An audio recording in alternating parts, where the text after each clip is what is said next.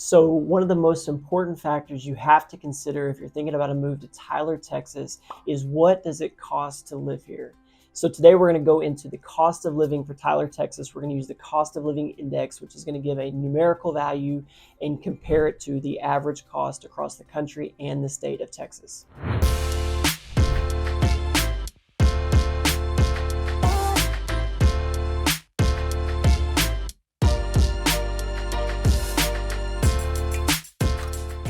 So thanks for checking out our video today. Make sure you subscribe to our channel, Living in Tyler, Texas with Tyler Martin. We're going to go into the details that break down the cost of living index. We're going to look at the overall score as well as the scores in those other categories that kind of make up your typical cost to live here. Again, we're going to use a comparative scale to where it looks at where it fits relative to the state and national average.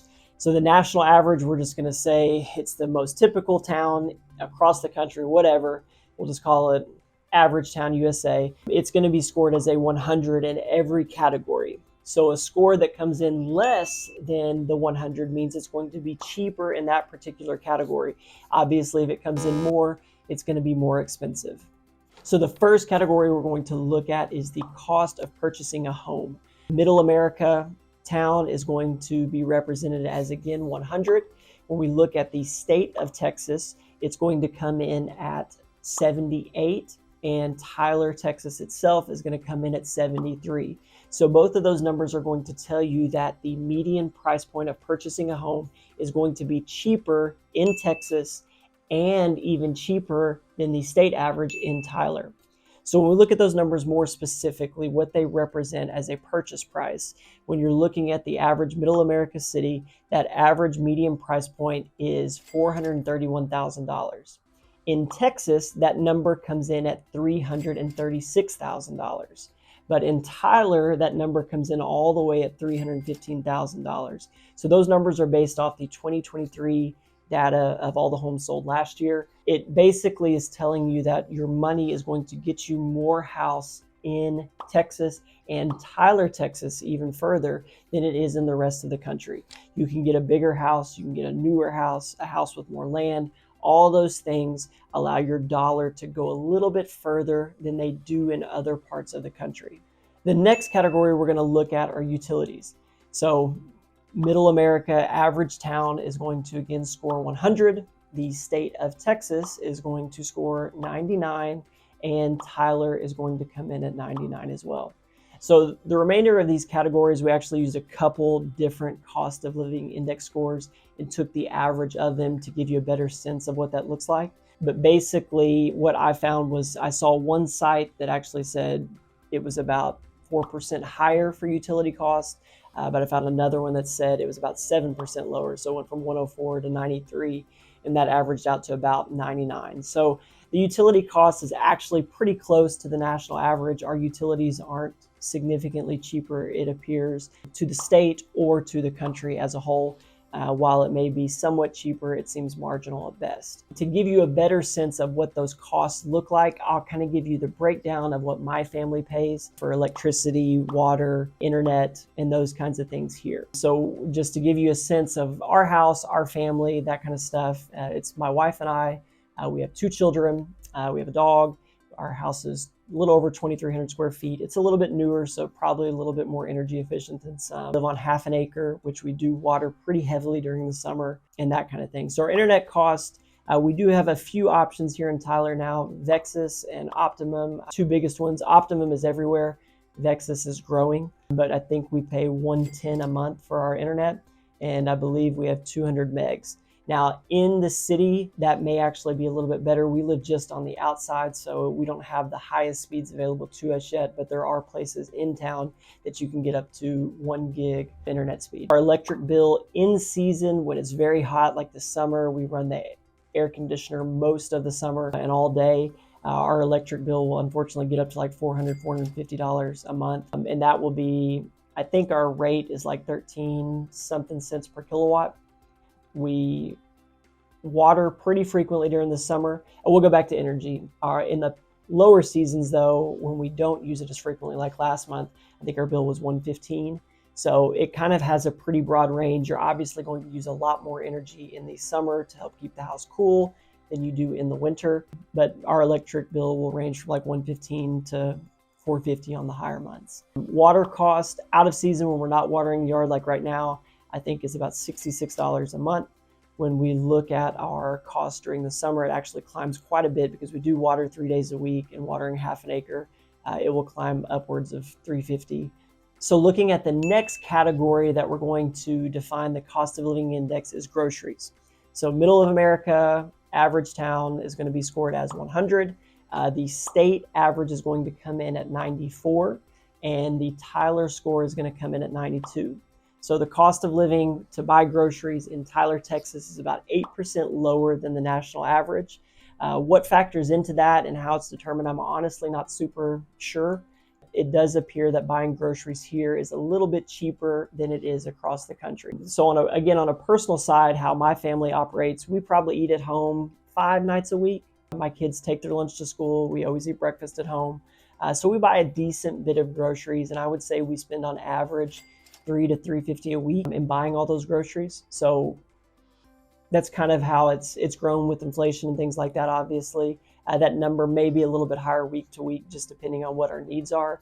But largely, I would say we range in that $300 to $350 spent on groceries a week to give us multiple meals for dinner, breakfast, and lunch. To add, what we've actually found in terms of groceries, that Walmart Supercenter is actually probably the cheaper of the two. We do have a big grocery brand called Brookshire's here. We use Walmart, one, because I think it may be a little bit cheaper, two, because they have a pickup service to where basically you pull in, they load the groceries, and you go home, so you don't really have to deal with shopping and spending time doing all that. So it's really a great option for us. I've also heard that Aldi is a really good place to get better deals on groceries also. So I can't speak from experience at shopping there. We don't have one very near us, so it's just not something I've used.